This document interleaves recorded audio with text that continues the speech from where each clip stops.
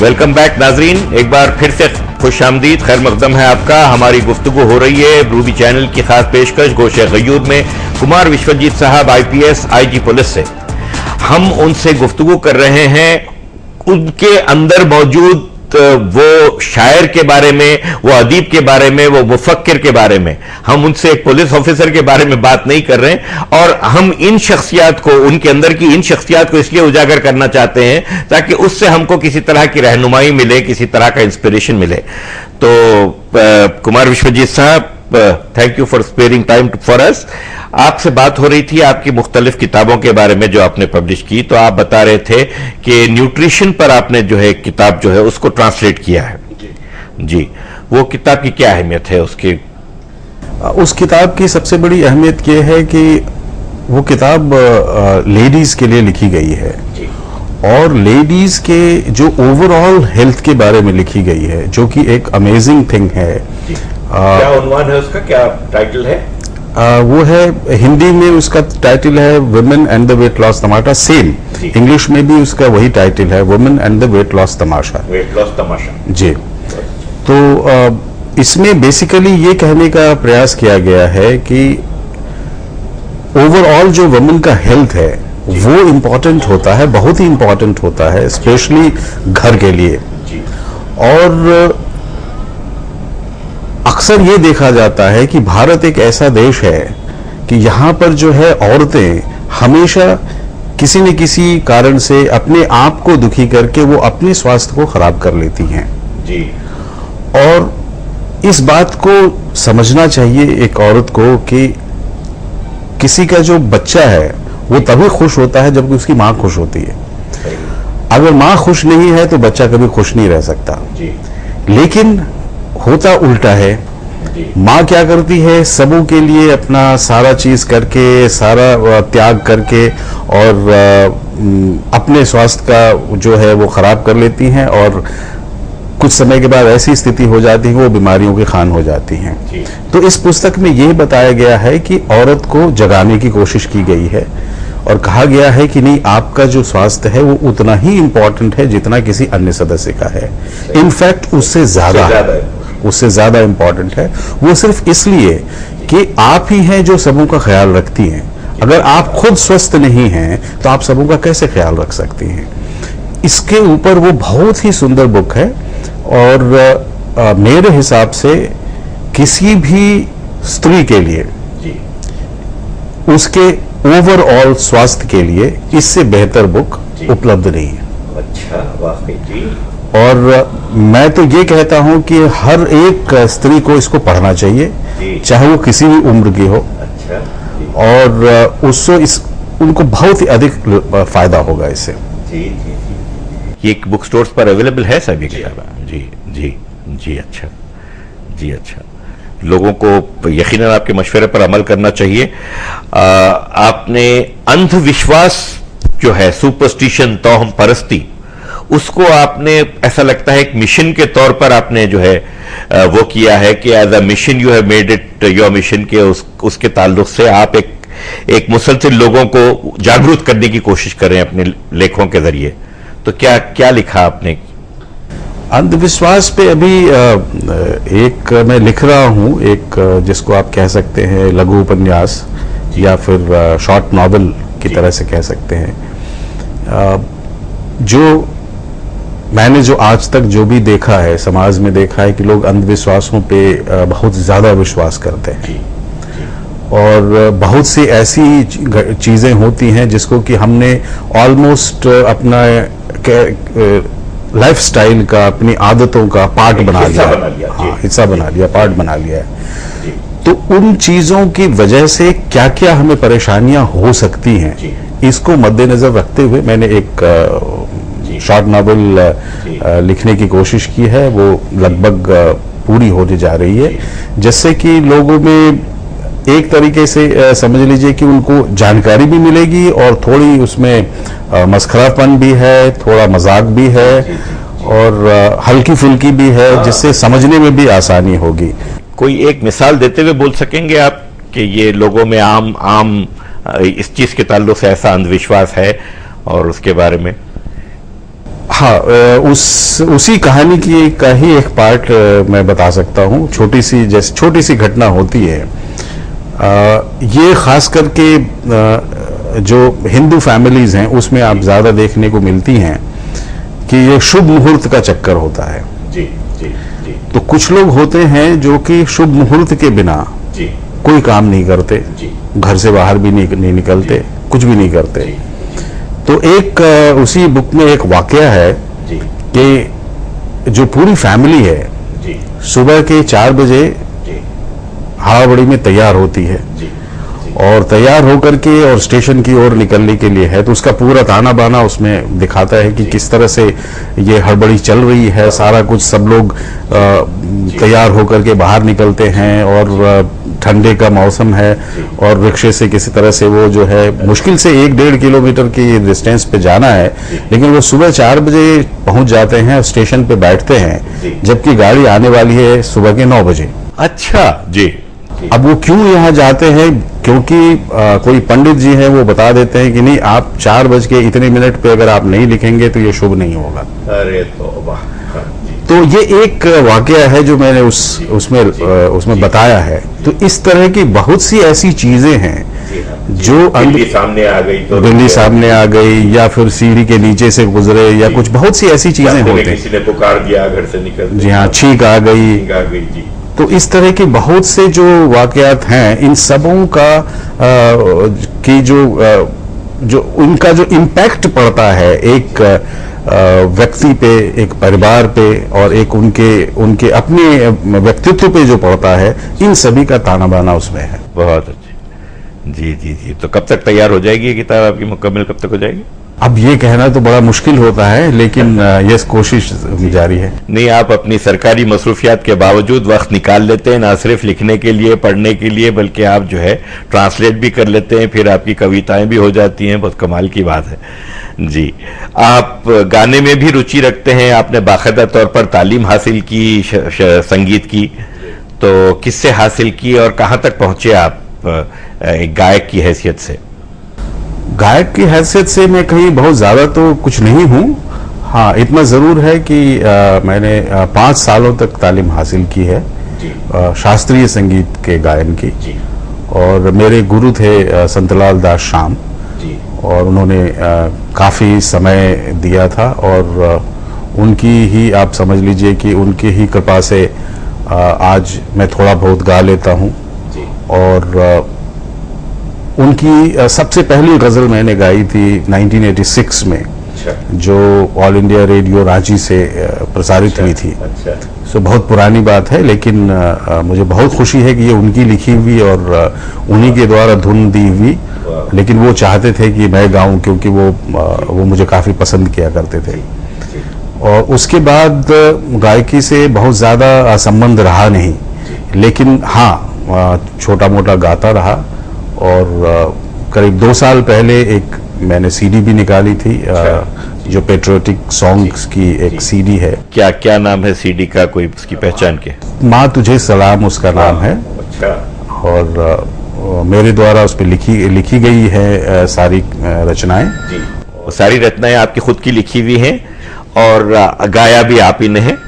Music composition भी आपका है? म्यूजिक कंपोजिशन तो वैसे एक अमित कपूर हैं, उन्होंने किया है, लेकिन उसमें मेरा भी थोड़ा बहुत योगदान है। जी जी जी जी। तो ये मिलती है सीडी बाजार में, कैसे एक्सेस किया जा सकता है इसको? इसको एक्सेस करने का सबसे आसान तरीका ये है कि जो मेरे जो वेबसाइट है उसके ऊपर इसका पता मौजूद है। क्योंकि ये बहुत, आपकी वेबसाइट के बारे में बताइए, क्या है? मेरा वेबसाइट है sapankidunia.com, और इसमें आज तक जो भी मैंने काम किया है उसका सारा डिटेल इसके ऊपर मौजूद है। बहुत अच्छे, बहुत अच्छे जी। सपन की अपनी एक दुनिया है, और सपन आपका तखल्लुस है, आपका खलबी नाम है, आपका पेन नेम है। जी हाँ। तो सपन के नाम से आप शायरी भी करते हैं और लेख भी लिखते हैं? जी हाँ, जी हाँ जी। अगर इस तरह से कह सकते हैं कि लिटरेरी वर्ल्ड में जो मेरा नाम है वो विश्वजीत सपन के नाम से ही जाना जाता है। How interesting, how interesting. आप महाभारत की स्टोरीज को सेग्रीगेट करके कंपाइल कर रहे हैं, ऐसा मुझे पता है। यानी महाभारत के तो वो उसके बारे में समझा के बोलिए कि ये सेग्रीगेशन किस तरह का है, इसकी जरूरत क्यों महसूस होती है आपको? इसमें है कि महाभारत को करीब कुछ साल पहले से मैंने पढ़ना शुरू किया था जी। और जब मैंने इसको पढ़ना शुरू किया और सौभाग्य से ऐसा था कि मैं चूंकि संस्कृत का भी स्टूडेंट रहा जी। तो संस्कृत में भी मुझे महाभारत की बहुत सी ऐसी कहानियां थी जो मुझे पढ़ने को मिली जी। तो ऐसा हुआ कि उनको देखने के बाद और फिर महाभारत को देखने के बाद मुझे लगा कि समय के साथ जो कहानियां बाद में आई, महाभारत के बाद जो लिखी गई, उसमें कुछ ना कुछ अंतर हो गया है।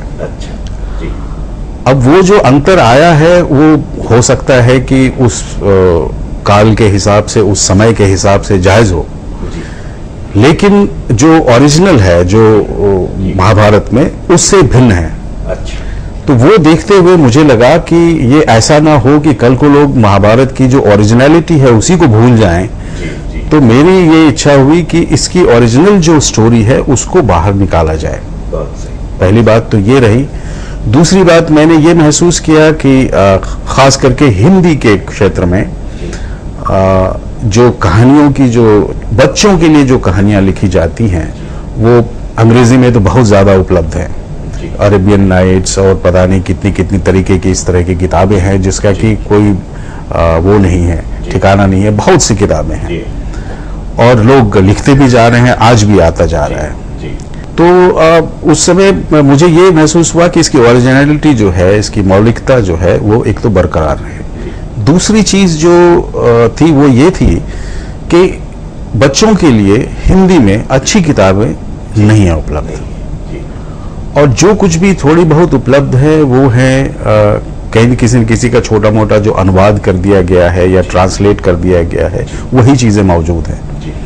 तो मुझे लगा कि ये जो महाभारत है ये भंडार है कहानियों का, और इतना बड़ा भंडार है कि कितनी कहानियां निकालूं मैं नहीं जानता, क्योंकि अभी तक मैंने 50-60 कहानियां उसकी निकाली हैं, लेकिन मुझे लगता है कि ये कुछ भी नहीं है, और हो सकता है कि उसमें से हजारों कहानियां निकल आए, और एक एक कहानी में कहीं कुछ ना कुछ उसमें एजुकेशन है, शिक्षा है। तो उसको दृष्टिकोण में रखते हुए मैंने ये शुरुआत की है, जिसमें से जो पहली जो किताब है वो वुमेन कैरेक्टर्स पे है, जिसमें 20 स्टोरीज हैं, और वो सारी जो मेन वुमेन कैरेक्टर हैं महाभारत की, उसके ऊपर है। देखिए, ये पॉइंट अपने आप में खुद कितना अच्छा है कि आपने महाभारत की सिर्फ विमेन लेडी कैरेक्टर्स को जो है आइडेंटिफाई करके उनके ताल्लुक से एक अलग सब्जेक्ट बना देना, वो अपने आप में खुद एक बहुत अच्छा काम। मैं समझता हूँ पूरी एक नई लाइट पड़ती है महाभारत पर, बहुत बड़ी अच्छी बात होगी। तो उनमें कौन कौन आ जाते हैं उन लेडी कैरेक्टर्स? तो बहुत सारे हैं उसमें, और लेकिन कुछ लोग हैं ऐसे जिनके बारे में लोग जानते होंगे, कुछ लोग ऐसे हैं जिनके बारे में कुछ भी नहीं जानते होंगे। जैसे अगर मैं कहूँ शकुंतला लोग जानते होंगे, द्रौपदी लोग जानते होंगे, लेकिन अगर मैं कहूँ सुकन्या लोग नहीं जानते होंगे। तो उसमें कुछ ऐसे कैरेक्टर्स हैं जिनकी की कहानियां आपको शिक्षा भी देती हैं और इंटरेस्टिंग भी हैं। उन सबों को मैंने चूज किया है। अभी तो मैंने 20 निकाली हैं, और आगे और भी अगर मुझे मिलती हैं तो और भी निकालूंगा मैं। उसके अलावा मैंने कोशिश की है कि कुछ वुमेन कैरेक्टर्स पे हो, कुछ उनकी जो फोक स्टोरीज होती हैं, लोक कथाएं होती हैं, उन पे निकले। इस तरह से करके इरादा है कि उनकी जो कहानियां हैं उसको बाहर निकालूं। तो किस स्टेज पर है ये काम आपका, कहां तक पहुंचा? आप जो पहली किताब है इसकी वाली, ये तो लगभग ये तो पूरी हो चुकी है, और इसको हमने पब्लिकेशन के लिए दिया हुआ है। वहाँ कुछ अटका हुआ है मामला अभी, और उस पे जैसे ही फैसला हो जाता है तो बहुत ही जल्दी ये 2-4-6 महीने में आ सकते। मुझे आपकी इस कोशिश में, आपकी ये जो एंटरप्राइज है, आपका ये जो एंडिवर है, इसमें मुझे बड़ा पोटेंशियल नजर आ रहा है कि इसको एक टीवी सीरियल की शक्ल में जो है लाया जाए और एक नई स्लाइड पड़े फिर से महाभारत के बारे में। बड़ा अच्छा रहेगा अगर ऐसा हो तो। एक सवाल आपसे बातचीत करने के बाद अभी एक सवाल मेरे जहन में आता है कि इतना रिच हेरिटेज है स्टोरी टेलिंग का हम इंडियंस के पास, इतना यानी अनबिलीवेबली रिच, जो आप बता रहे हैं कि स्टोरी के अंदर 50 स्टोरीज हैं और हर स्टोरी में एक ना एक मॉरल है। तो वैसे रिच हेरिटेज के हम लोग जो है धरोहर होने के बावजूद लेटली यानी पिछले 500-700 साल में ऐसा नहीं लगता कि कोई बहुत अच्छी चीज हमारे पास से निकली हो जो इंटरनेशनल स्टैंडर्ड को जो है बीट कर सके, जो अपने आप में एक लोहा मनवा सके अपना। रीसेंट कंटेम्प्रेरी लिटरेचर भी स्पेशली अगर हम हिंदी में देखें, हाँ, तो जो है ऐसा नहीं दिखता है कि कुछ world ranking high class calibre का है। इसकी क्या वजह समझते हैं आप? इसकी बहुत सी वजहें हैं। एक तो सबसे बड़ी वजह है जो साहित्य के क्षेत्र में काफ़ी कुछ भाई भतीजावाद और कुछ इस तरह की बहुत सी चीज़ें ऐसी आ गई हैं जिसकी वजह से कुछ लिमिटेड लोग ही कार्य करते नज़र आते हैं। पहली बात तो ये है। दूसरी बात ये है कि आज जो है बुक पब्लिशिंग ये एक बिजनेस हो चुका है। इसमें कोई ये नहीं देखते हैं कि उसमें कितनी गहराई है, उसमें सोच है या नहीं है, कोई चीज़ है या नहीं है। सिर्फ एक बिजनेस के तौर पे लोग किताबें छापते जा रहे हैं। बहुत से आज के ज़माने में स्वयंभू कवि हो गए हैं जो अपने आप को समझते हैं कि वो कवि हैं जबकि वो हैं नहीं। सो इस तरह की बहुत सी ऐसी चीज़ें आ गई जिसकी वजह से जो ओरिजिनल जो कवि है वो कहीं खो गया है। और जब तक ऐसा नहीं होगा कि इस पूरे निष्पक्ष हो करके पूरी तरह से बिना किसी वाद के, बिना किसी इस चीज़ के कि इसको मदद करनी है उसको मदद करनी है, ऐसा न करते हुए एक अगर अच्छे लोगों की चीज़ें अच्छाई से छापी जाएंगी तभी जाकर के ऐसा कुछ आएगा जिससे कि पूरे विश्व में या भारत देश के स्तर पर कुछ नाम होगा, जो नहीं हो पा रहा है आज। जी हाँ जी। तो ये जो पब्लिशर्स की मोनोपोली का जो शैकल होल्ड है उसको तोड़ना चाहिए, यानी जो फेवरेटिज्म प्ले कर रही है जिसकी वजह से क्वालिटी मार खा रही है। जी हाँ, वो भी है। और इसके अलावा एक और भी चीज है कि इसमें बहुत से जो पब्लिशर्स हैं वो सिर्फ थोड़े से पैसे कमाने के लिए वो डेली एक किताब छाप देते हैं। देखिए, ऐसा होता है कि एक किताब जो अच्छी बनती है, जो अच्छी तरह से लिखी जाती है, उसको अगर छाप के और पूरे लोगों तक पहुंचाया जाए तभी हमारा जो है भला हो सकता है। लेकिन आज वैसा नहीं होता है। आज ये होता है कि हर प्रकाशक जो है 500,000 कॉपियां छापता है और वो जो है लाइब्रेरीज या यहाँ वहाँ दे करके और वो अपना जो है पैसा वसूल लेता है और वो खामोश बैठ जाता है। जबकि होना ये चाहिए कि एक अच्छी चीज निकाल के और पूरे लोगों को पहुंचाया जाए, वो नहीं है। इसकी वजह से क्या हो रहा है कि जो अच्छी चीज बननी चाहिए वो नहीं आ रही है, अच्छे लोग आ भी नहीं रहे हैं। और लोग क्या कर रहे हैं, अपने आप में कवि या लेखक बनने के लिए कुछ पैसे देते हैं प्रकाशक को और पब्लिशर को पैसे देके छपवा करके और बेच देते हैं। तो उसमें कैसे क्वालिटी स्टफ बाहर नहीं आ रहा, कैसे आएगा? वो आ ही नहीं सकता। और जो पब्लिशर है वो भी इंटरेस्टेड नहीं है ज्यादा हाई क्वालिटी स्टफ के लिए, क्योंकि वो उनको भी है तत्काल पैसे चाहिए। उनको कोई देने वाला मौजूद है और पता है उनको कि ये 50,000 रुपये हमें देगा तो हम इसकी किताबें छाप देते हैं, 1000 कॉपी बना के 500 कॉपी इनको दे दी, 500 कॉपी बेच ली, हो गई खत्म। तो उस तरह से अगर हमारा जो ये पब्लिशिंग का जो तरीका है और उसको जज करने वाले जो लोग बैठे हैं वो अगर बिजनेसमैन बैठ जाएं तो फिर उसमें लिटरेचर का तो कोई हाउ ट्रू। कहाँ तो एक जमाना ऐसा था कि किसी न्यूज़पेपर में किसी की का कोई लेख छप जाना, किसी की कोई गजल छप जाना, वो खुद सनद होती थी, एक सर्टिफिकेट होता था कि उसमें छपाए तो फिर अच्छा है जी। पहले ऐसा रहता था और वो क्वालिटी को उस तरह जज करते थे, मगर अब ऐसा नहीं है। बहुत सही कह रहे हैं, बहुत सही कह रहे हैं। आपकी जो किताबें छपी हैं उनके एडिशंस फिर से रिवाइज हुए, फिर से वो एक है अतीत का दामन, वो सेकंड एडिशन उसका आया है, बाकी अभी सिंगल एडिशन है। मगर बिक रही हैं बराबर और जो है वो हो रहा है। जी, मैंने कहा ना कि आप बड़ा लो प्रोफाइल मेंटेन करके चल रहे हैं जिन्हें वरना तो लोगों को जान जाना चाहिए था अब तक के जो है एक ऐसा अच्छा लिटरेरी मिजाज का आदमी हमारे बीच मौजूद है, लेकिन हमारी कल्चरल सीन पर नजर नहीं आता, जबकि होना चाहिए वैसा, जबकि वैसा होना चाहिए जरूर। आपने यूएन में भी सर्विस की?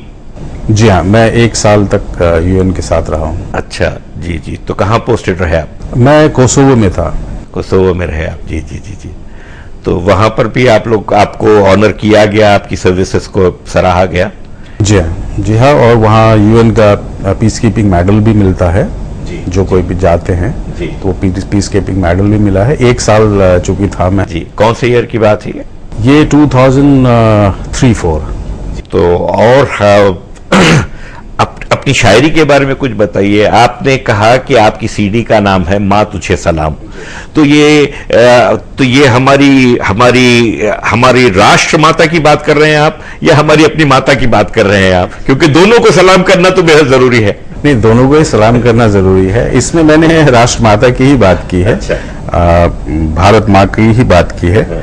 और ये जो है देशभक्ति गीतों की सीडी है और उससे जुड़ी हुई एक किताब भी है मेरी। अच्छा। देशभक्ति गीतों की एक पूरी किताब है माँ तुझे सलाम। अच्छा। जिसमें 71 पेट्रियोटिक सॉन्ग्स मैंने लिखे हैं जी। और उसी बुक से ये 7 पेट्रियोटिक सॉन्ग्स बाहर निकले जो सीडी के रूप में हुए। उसके कुछ शेर सुनाएंगे आप हमको? हाँ, मैं कोशिश करता हूँ। ऐसे तो मुझे याद नहीं है। उसमें एक गजल टाइप की है, वो मैं सुनाता हूँ। वो है तो वैसे गीत वो, लेकिन सिंगिंग में मैंने गजल स्टाइल में गाया है, इसलिए लोग ये कंफ्यूज ना हो कि ये गजल है। गजल है नहीं ये, लेकिन गजल के स्टाइल में मैंने इसको गाया है। तो उसके 1-2-4 पंक्तियां सुना सकता हूँ।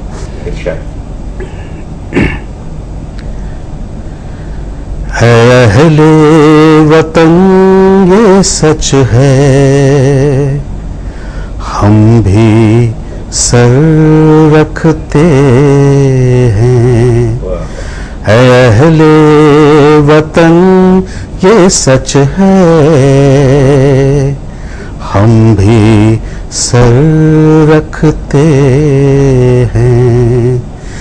दिल ही नहीं सीने में हम भी जिगर रखते हैं। है अहले वतन ये सच है, हम भी सर रखते हैं। माना के तुमको भी बनाया है खुदा ने, माना के तुमको भी बनाया है खुदा ने, पर क्या खुदा भी तुम पे है एतबार करते हैं। पर क्या खुदा भी तुम पे है एतबार करते हैं। है अहले वतन ये सच है, हम भी सर रखते हैं। बहुत उम्दा, बहुत उम्दा। बड़ा गजब का सोच है आपकी आवाज में। हाँ, आपने तरबियत भी दी है, तालीम भी हासिल की संगीत में, तो उसका हक भी अदा कर रहे हैं माशाल्लाह। लेकिन ये जो सोच है ये तो बड़ा, एक तो गॉड गिफ्ट भी रहता है, उसको कल्टीवेट भी करना पड़ता है, मैं समझता हूँ। जी जी, वो तो है। तो ये तो ऊपर वाले की ही देन होती है, ज्यादातर तो उन्हीं की देन होती है। तो बहुत बहुत उम्दा गुफ्तगू रही कुमार विश्वजीत साहब आपसे। एक आला सरकारी अफसर, वो इस कदर लिटरेरी माइंडेड है, ऐसे लोगों से मिलकर बेइंतहा खुशी होती है। और आपने अपना वक्त दिया हमको, और मुझे यकीन है कि हमारे नाज़रीन को आपकी बातें बहुत पसंद आई होंगी और आपकी लाइफ से इंस्पिरेशन मिला होगा हम लोगों को। मैं मेरी तरफ से, हमारी पूरी टीम की तरफ से, गोशे गयूर की तरफ से आपका बेहद शुक्रिया अदा करता हूं। आपने हमें वक्त दिया और हमें यकीन है कि आप हैदराबाद के लिटरेरी सीन पर एक सितारे की तरह चमकते दमकते रहेंगे साल हर साल तक आने वाले दौर। बेहद शुक्रिया आपका अदा।